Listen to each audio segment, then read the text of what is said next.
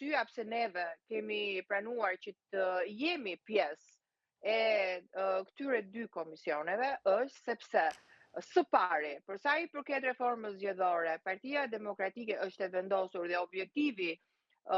prioritar i saj, i parë i Partisë Demokratike, është rikthimi i demokracisë në Shqipëri përmes zgjedhjeve të lira dhe të ndershme. Pasi edhe Këshilli i Evropës në një nga mbledhjet e fundit e ka cilësuar Shqipërinë autokraci elektorale. Pra, kjo është arsyeja që neve jemi pjesë e këtij komisioni,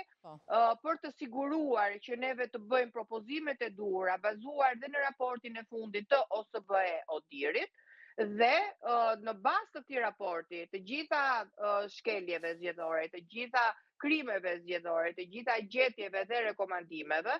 të merrem në shqyrtim nga ana e komisionit, të gjendet zgjidhje dhe të